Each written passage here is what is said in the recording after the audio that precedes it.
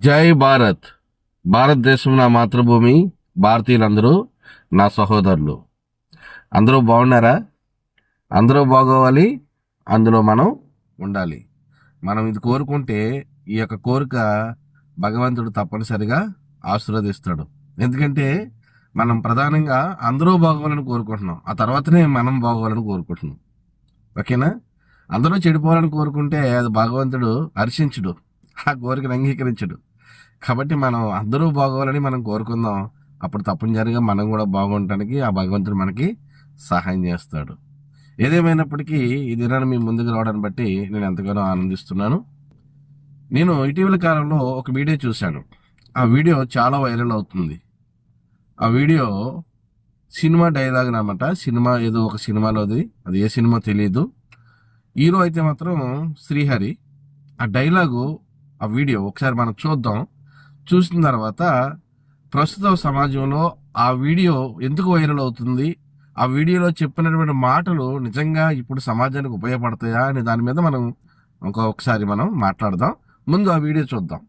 Upper caste అంటే డబ్బున్న వాళ్ళు, లోయర్ క్యాస్ట్ అంటే పేదవాళ్ళని ఎవరు చెప్పారా? ఈ రాష్ట్రంలో ఒక చేత్తో డిగ్రీ పట్టా, మరో చేత్తో కాలిన పట్టా పట్టుకొని తిరిగే వాళ్ళలో జంజం వేసుకున్న బ్రాహ్మణుడు ఉన్నాడు. పేరు చివర రాజు, రెడ్డి, చౌదరి, నాయుడు అని తోకలు తగిలించుకున్న అగ్రవర్ణాల దరిద్రులు ఉన్నారా? అంబేద్కర్ గారు ఎప్పుడో చచ్చిపోయి బతికిపోయారా? బతికుంటే మాత్రం ఆకలేసే వాడికి ఎందుకు రిజర్వేషన్ పెట్టలేదని కాళ్ళు పట్టుకొని అడిగేవాడినిరా? లేదా అయ్యా అంబేద్కర్ గారు అప్పర్ కాస్ట్ లో పుట్టి అడుక్కుతుంటున్న దౌర్భాగ్యులం మేము, మమ్మల్ని కూడా ఏదో ఒక రిజర్వేషన్ లో తోసేయమని కాళ్ళు పట్టుకొని ప్రాధేయపడేవాడినిరా? ప్రాధేయపడేవాడిని. చూసారు కదండి ఆ వీడియోలో డైలాగ్. మరి ఎవరు రాశారో కానీ చాలా అద్భుతంగా ఉంది. ఆ వీడియోలో రాసినటువంటి డైలాగు ప్రస్తుత సమాజానికి చాలా అవసరం. అది ఏమంటున్నాడంటే ఆ డైలాగు ఒకసారి మళ్ళీ మనం జ్ఞాపకం చేసుకుందాం. అప్పర్ క్యాస్ట్ అంటే డబ్బున్న వాళ్ళు, లోయర్ క్యాస్ట్ అంటే పేదవాళ్ళు అని ఎవరు చెప్పారా? ఈ రాష్ట్రంలో ఒక చేత్తో డిగ్రీ పట్టా, మరో చేత్తో కాలిన పట్టా పట్టుకుని తిరిగే వాళ్ళు జంజం వేసుకున్న బ్రాహ్మణుడు ఉన్నాడు. పేరు చివర రాజు, రెడ్డి, చౌదరి, నాయుడు అని తోకలు తగిలించుకున్న అగ్రవర్ణాల దరిద్రులు ఉన్నారా? అంబేద్కర్ గారు ఎప్పుడో చచ్చిపోయి బతికిపోయారా? బతుకుంటే మాత్రం ఆకలి వేసేవాడికి ఎందుకు రిజర్వేషన్ కల్పించలేదని కాళ్ళు పట్టుకుని అడిగేవాడిరా? లేదా అయ్యా అంబేద్కర్ గారు అప్పర్ క్యాస్ట్లో పుట్టి అడుక్కు అడుక్కు అడుక్కు తింటున్న దరిద్రులు మేము, మమ్మల్ని కూడా ఏదో ఒక రిజర్వేషన్లో తోసివేయమని కాళ్ళు పట్టుకుని ప్రాధేయపడేవాడిరా? ఇదండి డైలాగు. ఓకేనండి. ఈ డైలాగు సినిమా డైలాగ్ అయినా సమాజానికి, ఇప్పుడున్న సమాజానికి మరి దృష్టిలో పెట్టుకుని ఈ యొక్క డైలాగ్ రాసినట్టుగా మనకు కనబడుతుంది. నిజం చెప్పండి, అందులో అగ్రవర్ణాలని చెప్పుకునిచు జంజం వేసుకున్న బ్రాహ్మణులు ఉన్నారు. అలాగే పేరు చివరి తోకలు తగిలించుకున్న రాజు, రెడ్డి, చౌదరు, నాయుడు వీళ్ళు కూడా ఉన్నారని ఆ సినిమా డైలాగులో చాలా స్పష్టంగా చెప్పడం అనేది మనం చూస్తున్నాం. ఓకే.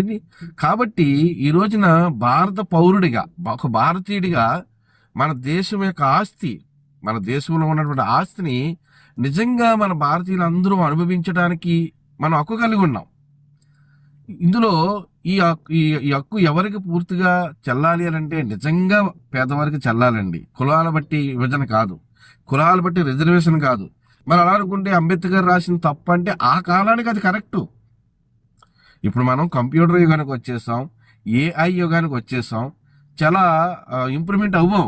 ఇప్పుడు ఏ ఎస్సీ కులం అనుకుంటున్నారో ఆ కులాల్లో ఐఏఎస్లు, ఐపీఎస్లు, గొప్ప గొప్ప పదవుల్లో ఉన్నవాళ్ళు ఉన్నారు. అంత ఉన్నతమైన స్థితిలో ఉన్నా సరే క్యాస్ట్ పేరుతో మరి వాళ్ళకి రిజర్వేషన్ ఇవ్వటం అనేది అన్యాయమే కదండి. మరి ఇప్పుడు మన దీనికి ప్రత్యామ్నాయం ఏమిటి అని మనం ఆలోచన చేస్తే దీనికి ప్రత్యామ్నాయం ఒకటేనండి. క్యాస్ట్ అనేటువంటి మహమ్మారిని తొలగించేయాలి. ఇది నేను చెప్తున్న మాట కాదు. భగత్ సింగ్ కులం ఏమిటి, చంద్రశేఖర్ ఆజాద్ కులం ఏమిటి, నెహ్రూ గారి కులం ఏమిటి, సుభాష్ చంద్రబోస్ కులం ఏమిటి, అల్లూరి సీతారామరాజు కులం చూశాన్ని త్యాగం చేసింది. అన్ని కులాలకి సంబంధించిన మహానుభావులందరూ స్వాతంత్ర సమరంలో పాల్గొన్నారే. మన రాజ్యాంగాన్ని రాసిపెట్టిన ఋషీశ్వరుడు డాక్టర్ అంబేద్కర్ కులం ఏమిటి? కులం కూడా మనకెందుకండి? ఆయన మహానుభావుడు, ప్రాజ్ఞుడు, ఋషి, నమస్కారం చేస్తాం. అసలు ఆ రాజ్యాంగాన్ని రచన చేయడం ఎవడి వల్ల అవుతుందమ్మా? అంబేద్కర్ దైవాంశ సంభూతుడు కాబట్టి రాశాడు. అక్కడ సామాన్యుడి వల్ల అయ్యే పని అది. రాజ్యాంగ కమిటీకి ఆయన ఉండి ఆయన రాశాడు కాబట్టి ఇవాళ రాజ్యాంగాన్ని మనం అనుసరిస్తున్నాం. లేకపోతే ఏముంది ఇక్కడ చెప్పుకోవడానికి? అందరికీ ఈవేళ కులాలు అంటగట్టారు, మహానాయకులకు కూడా.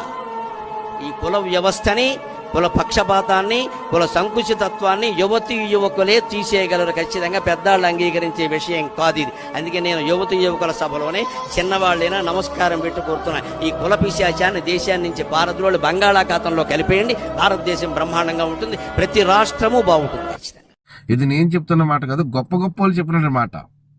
ఉంటుందంటే ఆయన గరిగిపట్టుగా చెప్తారు, ఎవరైనా క్యాస్ట్ అని అంటే నోరు మూసుకోమని చెప్పండి, మీ క్యాస్ట్ ఏంటని అడిగితే నోరు మూసుకోమని చెప్పండి అన్నాడు. అంతేకాకుండా క్యాస్ట్ అనేటువంటి మహమ్మారిని బంగాళాఖాతంలో కలిపేయండి అని చెప్పారు. అది కూడా కాకుండా మరి ఇంకొక మాట ఏం చెప్పారంటే, ఇది యువతీ యువకులకే సాధ్యం, ఎందుకంటే పెద్దవారు కులానికి అలవాటు పడిపోయారు, ఇంకా వాళ్ళకి ఇది చెప్పిన అర్థం కాదు, కాబట్టి ఈ కులం అనేటువంటి మతం మారిని మన దేశం నుంచి తుడిచిపెట్టేద్దాం అని గొప్ప గొప్ప పండితులు, మేధావులు, మరి విద్యావంతులు, చదువుకున్నవారు మరి ఇవన్నీ గమనించి జరుగుతున్న పరిస్థితిని బట్టి చెప్తూ ఉన్నారు. పైగా వాటిని సినిమా రూపంలో కూడా తీసి ఆ డైలాగులు వాడుతూ ఉన్నారు. కాబట్టి ఈ రోజున మన రిజర్వేషన్ మన సుప్రీంకోర్టు ఇచ్చినటువంటి తీర్పు ఏంటి? ఎవరైతే ఎస్సీలుగా ఉన్నారో, ఎవరైతే దళిత క్రైస్తవులు ఉన్నారో వారికి ఎస్సీ రిజర్వేషన్ వర్తించదు. ఏంటండి తీర్పు? అంటే సుప్రీంకోర్టు జడ్జీలు తప్పు పడుతున్నామని కాదు, వాళ్ళకు మరి ఏ కోణంలో తీర్పు ఇచ్చారో అది మనకు తెలియదు. కానీ అసలు ఈ తీర్పు ఎస్సీలు లేదా అగ్రవర్ణాలు క్రైస్తవులకు మారిపోతే వారికి రిజర్వేషన్ లేదు అని చెప్పడం ఏమంటే వాళ్ళు భారతీయులు కదా?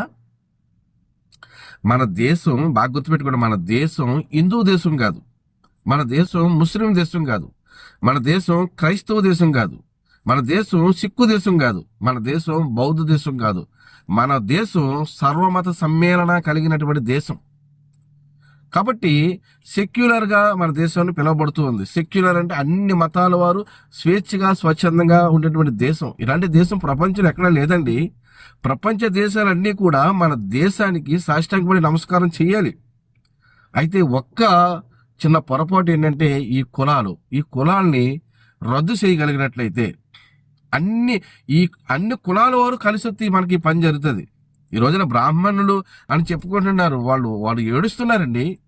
కొన్ని వీడియోలు చూశాను, ఒక ఆయన మాట్లాడారు, ఒక బ్రాహ్మణ సహోదరుడు మాట్లాడాడు. ఆయన ఏమంటున్నాడంటే, అవును వాళ్ళు చెబుతున్న మాట వాస్తవమే కదా, మనము వేదాలు చదివాము, గొప్ప గొప్ప గ్రంథాలు చదివాము, మరి ఇదే పరిస్థితి మిగిలినటువంటి కులాల వారికి మనం కల్పించవచ్చు కదా, మనం మాత్రమే ఎందుకు పూజారులుగా ఉండాలి అని ఒక ఆయన ఒప్పుకున్నాడండి.